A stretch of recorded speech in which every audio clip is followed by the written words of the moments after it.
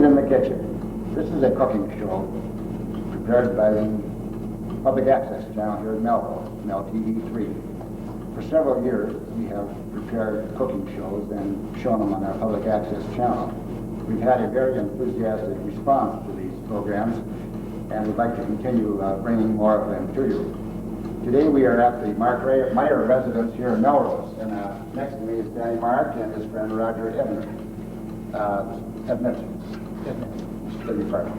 Roger is from Avon and is a hunting companion of Mark's. The two of them have made quite a few hunting trips together, and I understand that they share the cooking duties occasionally on these hunting trips. Today we're going to have an opportunity to see just how well they prepare the wild game on these trips. And I'd like to introduce to you Roger Ebnet at this time. He's going to take over at this point. Roger? Hi. What we'll be making here today is pheasant and wild duck. The dressing is made up of dry bread, and I already moistened it already. And we have a seasoned hamburger here for in the dressing, and some celery and onions. So right now I'll mix this together and get it ready for the duck and the pheasant. So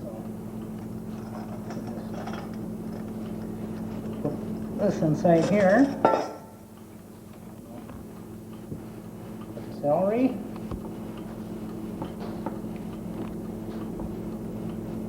The onions.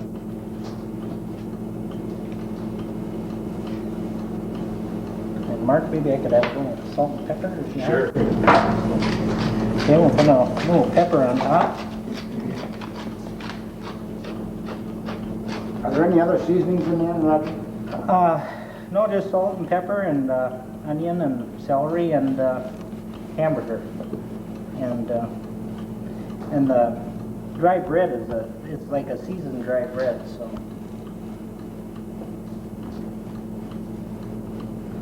Salt in it. And you just mix it together here. A little easier when you use your hands instead of spoon.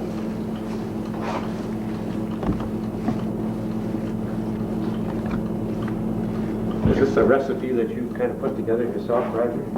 Yeah, it's kind of one that my mother used and through the years and just use that. And this is the one we had when we were out west. In Montana? In Montana. Yeah, that was excellent. You use that with turkey as well as any wild fowl? Right. What's the idea of the hamburger? It's more or less to keep it moist inside the bird, like with your pheasants and stuff. It gives it a little moister bird. You know, it doesn't dry out as quick. The pheasant tends to be a little dry. Mm-hmm. Especially when you roast it. So. Is that the plan ultimately to roast it? Is that how you're planning? Right. And the birds we're using here were shot up in Little Falls area. My son and I were up there in, I believe, October. And, I got a few pheasants and some ducks up there, so those are the ones we'll be using today. I'll get the birds ready here.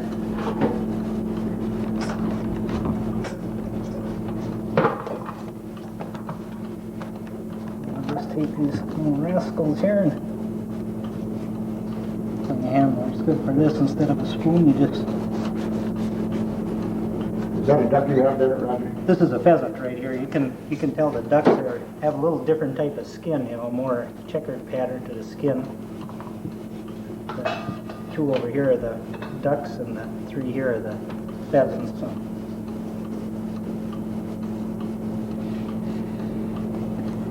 Ready?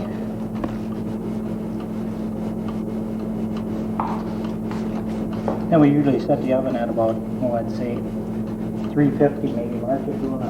All right. That's going.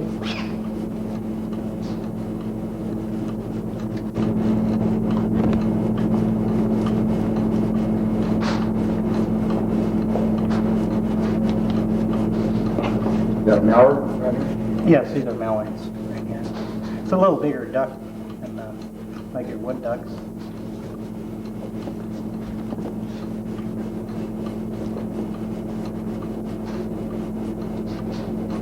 Okay, this one's ready. Yeah, Roger, maybe you can explain the appearance there. These are all plucked as opposed to being skinned, and it makes a nice appearing bird, and it also keeps the moisture in. Right. Like a lot of times it's a little quicker to do the skinning on them, but if you pluck them, what you do is you scald the duck first, where you take water and boil the water, and you dunk the bird in the water, and the feathers come off a lot easier than if you dry pluck them. And it actually works better in the wax also. I know a lot of people use wax. Are you going to put any other seasoning on the birds themselves? Yeah, we'll have I'll make a little basting sauce for this, which as soon as we get these going here, we'll start on that. And it also keeps them moist while they're in the oven.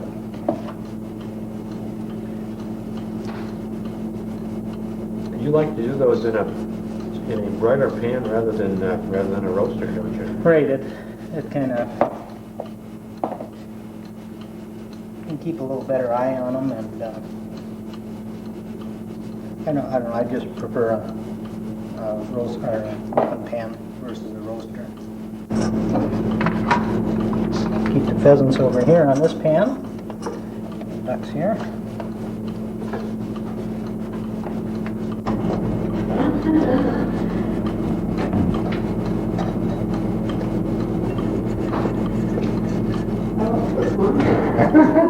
It is on it. The wrong cook. Have over here is huckleberries, and we got those. Mark and I were hunting out in British Columbia.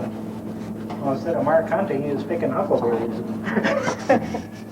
here's what we have, but they grow in the mountains, and they're really like a blueberry almost. I'd say they're a little more tart, but they're excellent. They have a real good flavor, and Barb made up a little dish here that we're going to use them on. Maybe Barb could come and explain what is going on. Sure.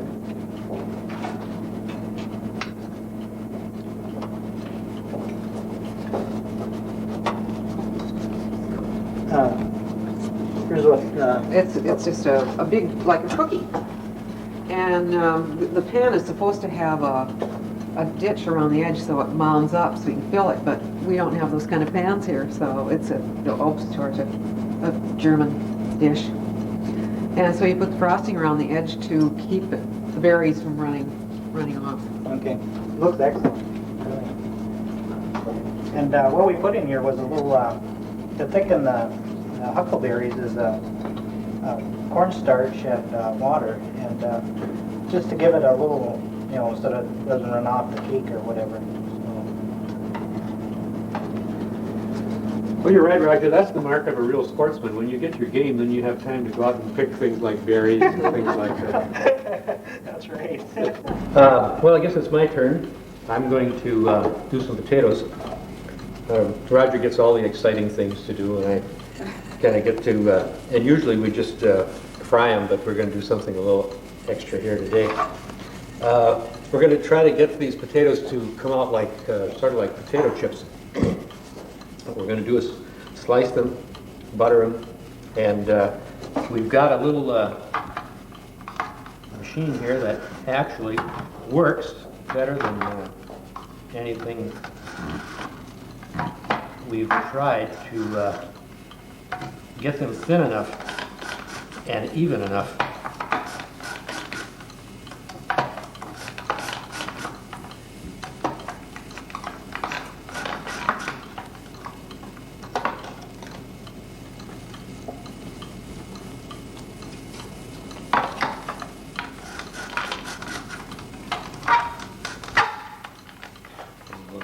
wrench here to help you from leaving your part of your fingers in the machinery.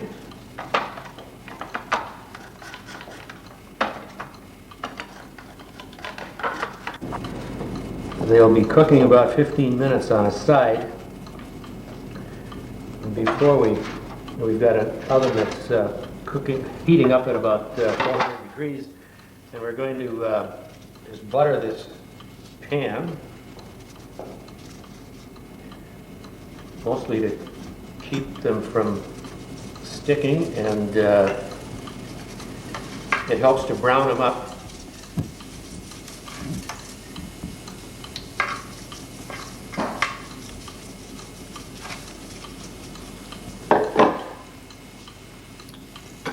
Got to butter the potato.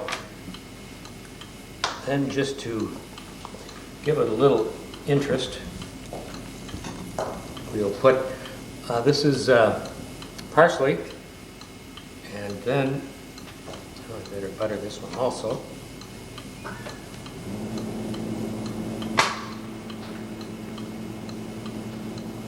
Just together.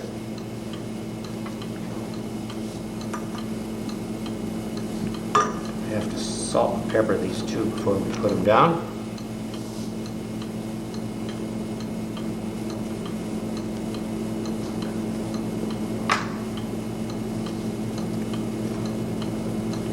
I'll get a tray of these ready.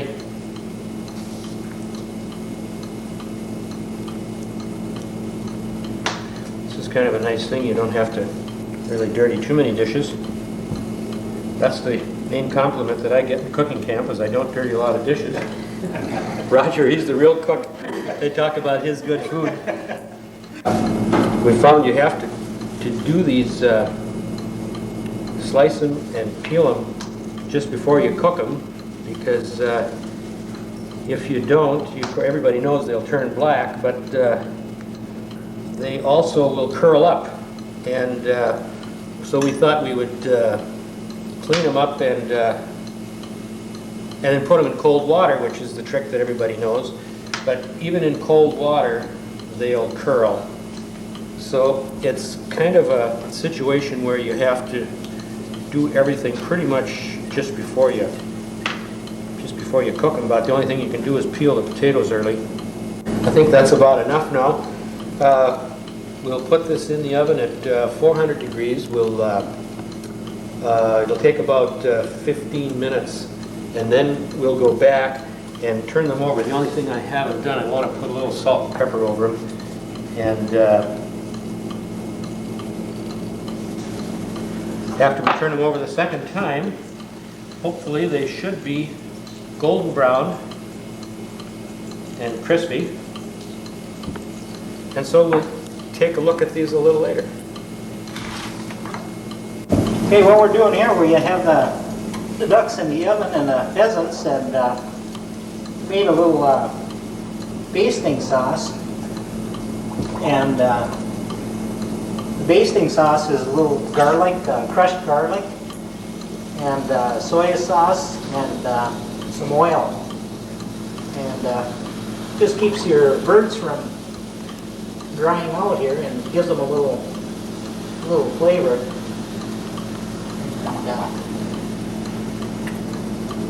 Get them all kind of moist here.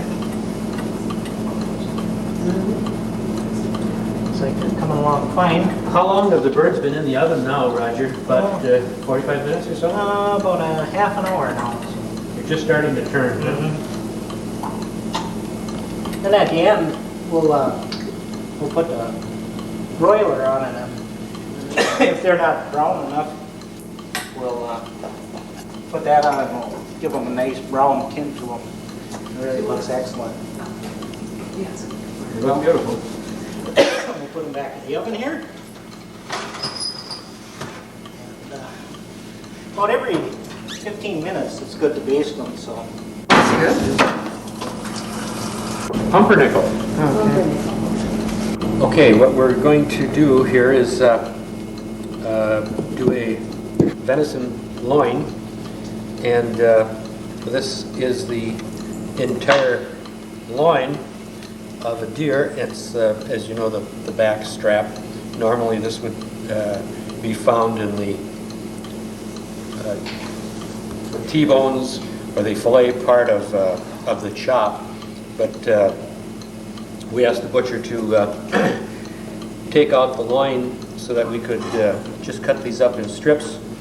And before we do that, I want to get the sauce ready, and we're going to just cut some of these little onions or shallots, or however you want to call them, and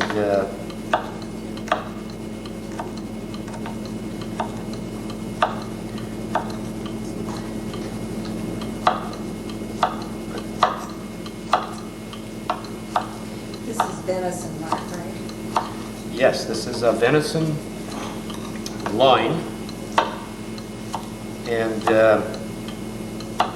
if you look at this closely, this is it's not very large in diameter. Now, normally Roger and I just shoot these big deer, but we wanted a nice small deer that we could cut into just the right tasty size pieces. So we tried to figure out who we could get one like that from, and waited until Tom Sanger came back from Montana. He had a whole truckload of them. They were nice little fawns.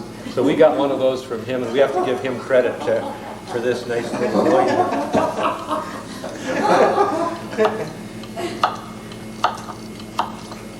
Well, when you go out to Montana hunting, where do you go?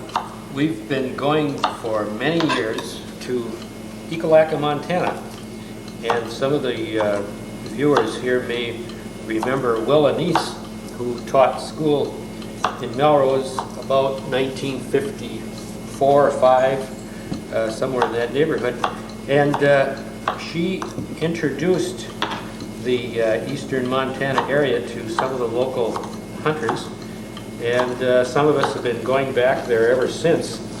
I think it's going to be 26 or 27 years that I have been going out there, and we've gotten to be good friends with not only Willa, but her brother Roger, who runs the ranch there. I'm putting some butter in the pan. I'm going to just let that butter melt down a little before we add the rest of the ingredients. We're going to add these onions to give it a little flavor. We have some dried cherries that we are going to add, and then we will be adding some brandy and just a little cooking wine to make the sauce. While that butter is melting down, we could start to take a look at this fillet, and what we're going to want to do is cut these in about 1-inch pieces.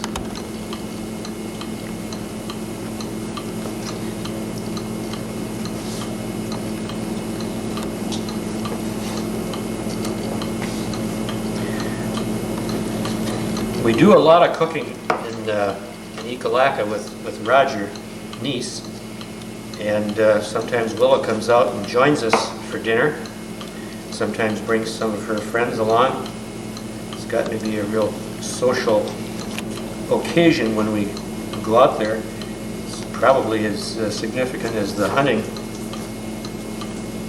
And we've kind of established some patterns over the years.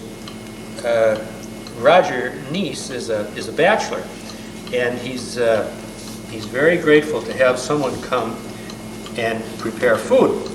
Gets tired of his own cooking, and so when we come, that's his vacation. He doesn't cook at all, and we try to bring something along that will be of interest to him. And one of the policies is that whoever cooks doesn't have to do any cleanup or any other kind of camp work. So there's some real incentive there to keep your cooking job out there. Unlike a lot of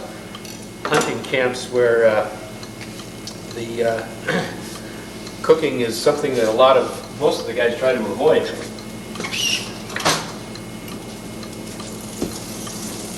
Okay, we've just got that melted a little bit. We can add these onions. Just going to put these are dried cherries. Those are a little hard to come by right now. Roger, where did you pick those? On Washington. I'm going to put this on a slow fire. I'm going to add some brandy.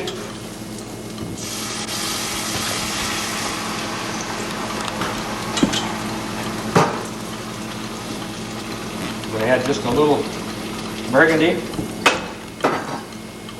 I'm going to put a cover on that and let it go very slowly. Where did we go here? I got that too hot. Take that up. I want it to go slow so that the cherries will come back. I'm going to put this larger pan on the stove, let that butter melt down. And we want to add some pepper to the steak, and we have a pepper mill, but it grinds it up rather fine, and we'd like to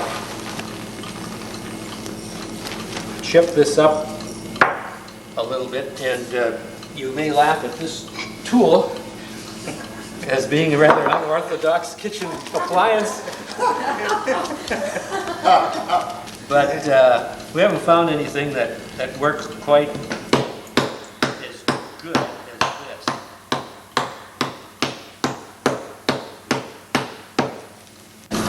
I'm going to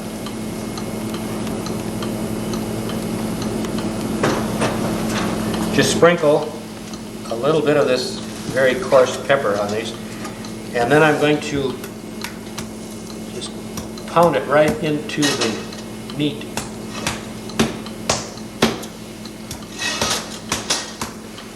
The next thing that we'll do is we'll get this, put a little salt on this, then we're going to try to sear both sides, and then we'll cook it for about 3 or 4 minutes on a side, so it doesn't take very long.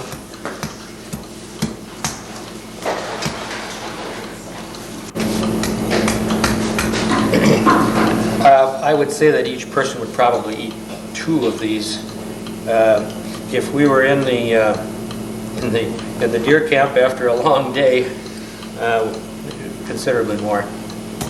But we're going to be serving these along with Roger's ducks and pheasants, so I think we'll have enough to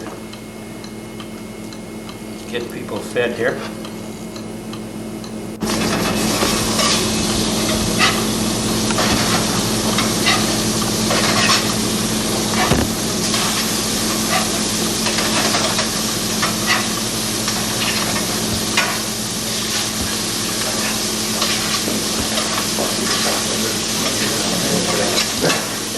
Now these are fitting in here so well you'd think we planned this.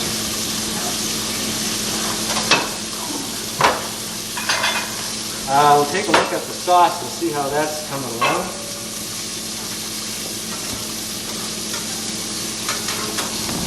We'll give that just a little more heat. The cherries are starting to pop up and come back to life a little bit.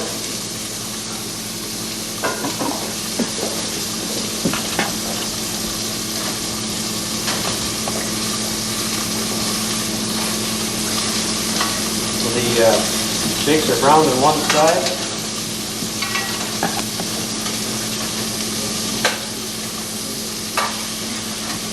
Now what we want to do with the sauce eventually is to pour that. We'll take the steaks out and put those on a tray, something that we can keep them warm, and then we'll put the sauce into the steak pan, pick up the juices from the steak, We'll cook it just a little longer and let it blend a little bit, and then we'll pour the sauce back over the steaks as we serve them. To determine how well done they are, we can kind of get a feel of the steak when you put it on by just tapping the steak, so you don't have to cut into it. And then you can determine whether you want to take them off when they're medium or well done, or medium rare, or however. And after you do this a while, just by the feel of the meat, you can tell how far it's cooked by how much resistance there is to your spatula or whatever you're working on the meat with. Some of these around the edge where the fire's a little hotter are starting to firm up, and they're just about done.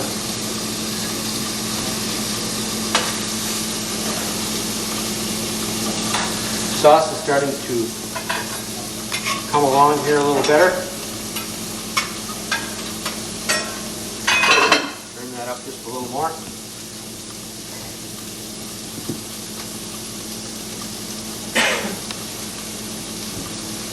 We'll give this another 2 or 3 minutes, and we should be ready. If you want to take a look at the potatoes in the finished series.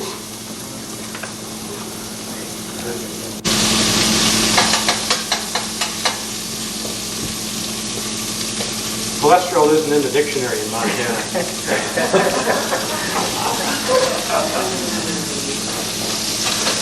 You're using a cast iron pan, Mark, is that, Yeah, that's the traditional? I think they're about as easy as anything to get an even heat.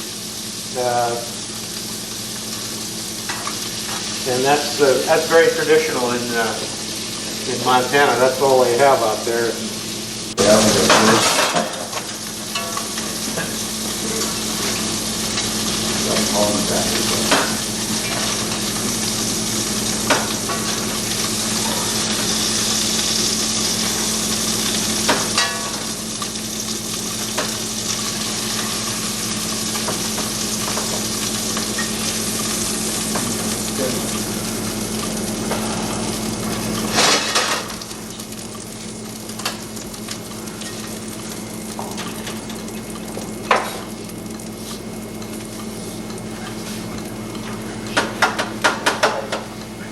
Okay, this is what the steaks are going to look like, and you can see the pepper seared into the top sides and bottom side. Put that back up in the oven to keep it nice and warm.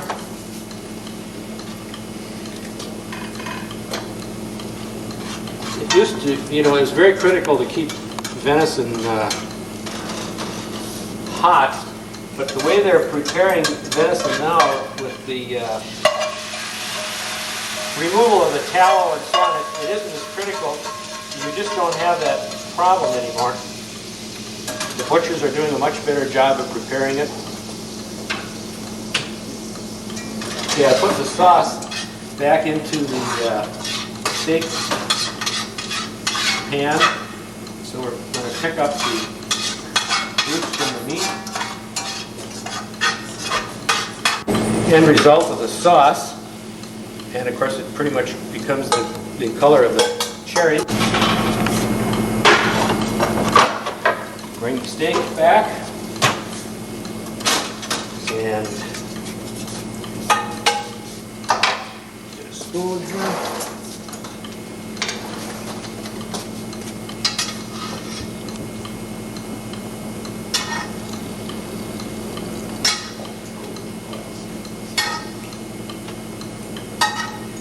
And we just add this back onto the meat.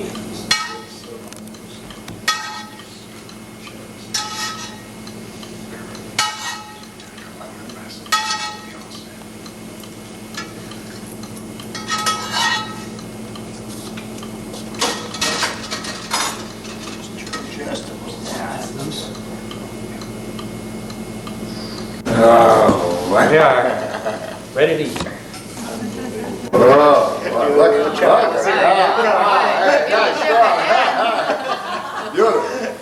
Okay, I think our pheasants are all done. Mark is going to do the honors of carving here. You can clearly tell the difference between the duck and the pheasant right now, where the duck is a lot darker, where you have the darker meat and the pheasants have the lighter meat, and you can tell they're a lot lighter. So. They look beautiful, Roger.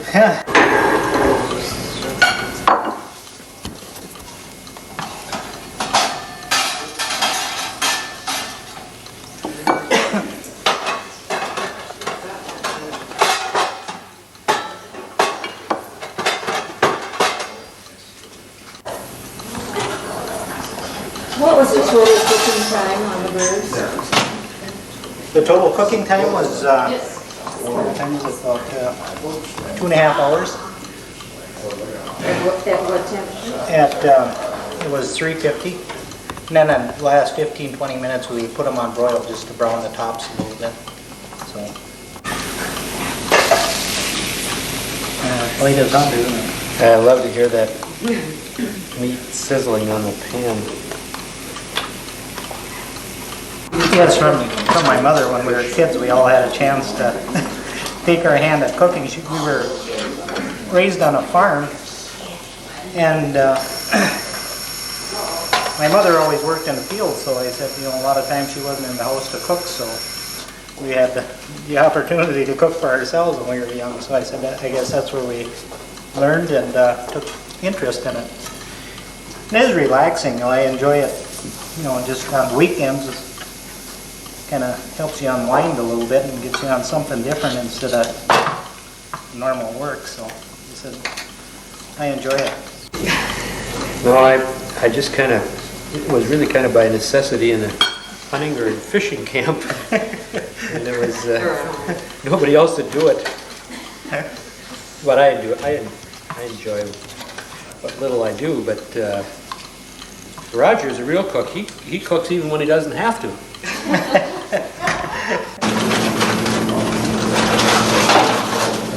Okay, right here we're putting on the huckleberries on top of Barb's cake, and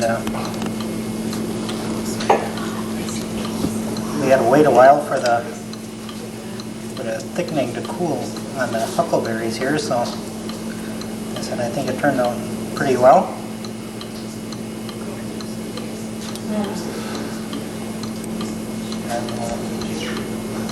Frosting here is kind of keeping it from, could have been just maybe a little thicker, but I think this will work fine.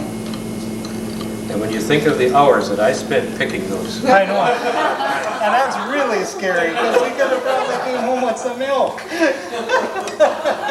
The first pan here is the pheasant, and these are just the fillets, of course, and they've all been browned.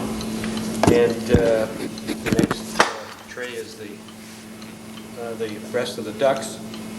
These are the potatoes that we brought back again, and they're really crispy now, which is kind of the way I like them. And of course we have the legs of both the ducks and the pheasants. Vegetable here, some chopped rutabagas, and the dressing that was actually cooked inside the ducks and the pheasants that Roger just removed and put in the pan.